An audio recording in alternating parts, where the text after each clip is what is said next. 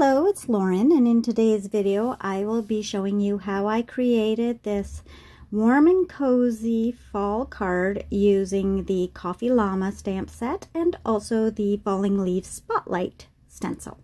So getting started, I used a few of the stamps included in the Coffee Llama set. I used the coffee mug and the marshmallows, the whipped cream, the apples, and the pumpkins. So I wanted to see if the word hugs would fit on the coffee mug, and it sure did.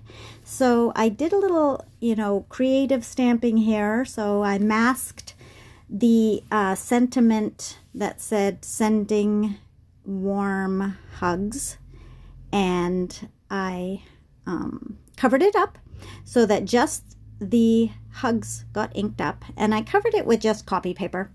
And then I stamped that onto the center of the mug.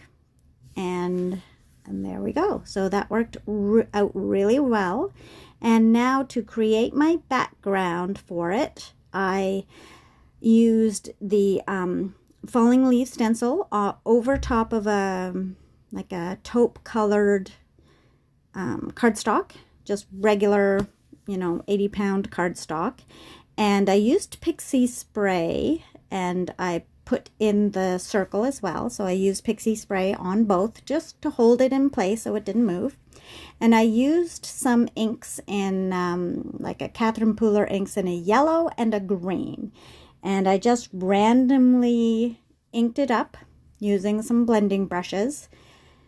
And then I switched to my green, and I did it my yellow first and then my green over after that, because I wanted to use the lighter color before I used the darker color. That way I didn't transfer green onto my ink pad or my blending brush. And you can see I do end up going back with the yellow a little bit as well.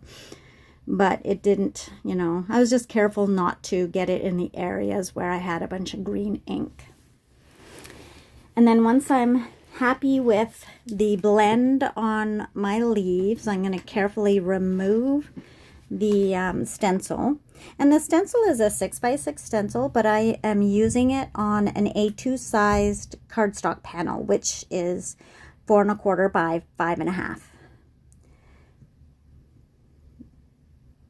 And I don't know why I'm holding down that center oval, because I have Pixie spray on it anyway, so I am just holding it down for some reason. And then I just carefully peel that off. And there we have an empty circle. And I ended up getting a little bit of green on there, but it, in the long run, really doesn't matter. So off camera, I colored up my mug and the coffee inside. And then my pumpkins, I wanted to do like a beige colored pumpkin. And then my apples. And I toasted those little marshmallows as well. So I'm going to tuck those in. And here I am just playing with the layout, figuring out how I want to place those on the open oval area. And I'm getting those in position. So like I was saying, I inked those, or I colored those up using colored pencils. So I like colored pencils is my usual go-to because I find I can blend them very well. Much easier than I can Copics. I need to practice more with my Copics. So once I have them all in the position I want, I will ink ink and stamp my sending warm hugs. Well, the hugs is already stamped onto the mug, but above it I'm going to first stamp the sending.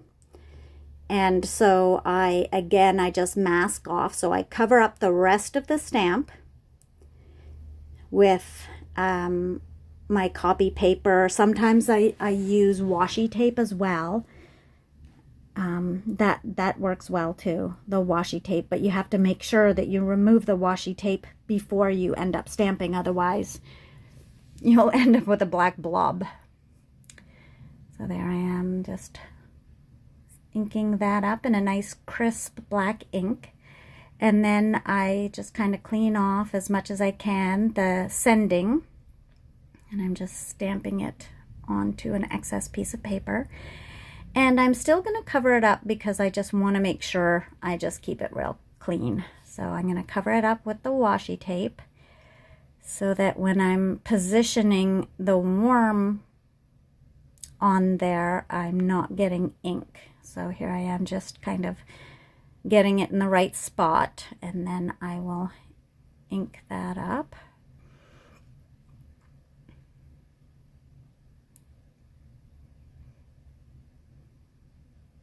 And you see I covered up the area where the sending would be. I just covered it up on my card with copy paper. And so there's a few different ways that you can do it. You can do it with copy paper on the card, you can do it with copy paper covering the stamp, or you can use washi tape. So now that I have my sending worm on there, then I can position my mug on so that the whipped cream won't cover up the worm. And I love this set because it just has a lot of fall, the Coffee Llama set, because it has a lot of fall embellishments on there, added stamps. So you can use the little pumpkins and, you know, the cute little marshmallows and whipped cream, apples. Just so sweet. And of course I also die cut them out using the available coordinating die set. So here again I'm just positioning it so it looks the most pleasing to my eye, and then I'll use my liquid glue to adhere them down.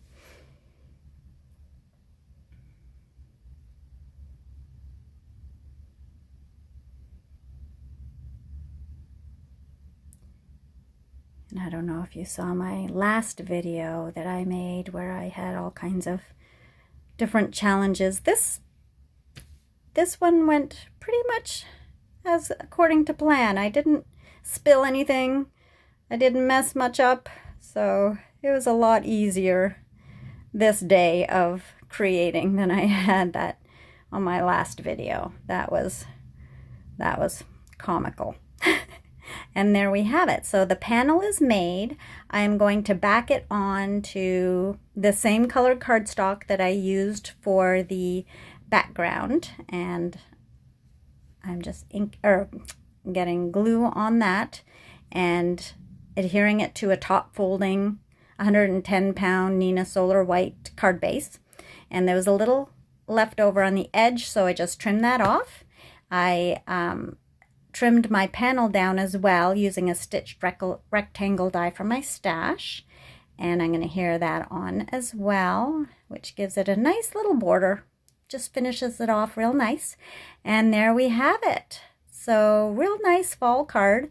Thanks for visiting, and please don't forget to like and subscribe. We'll see you next time. Thanks. Bye.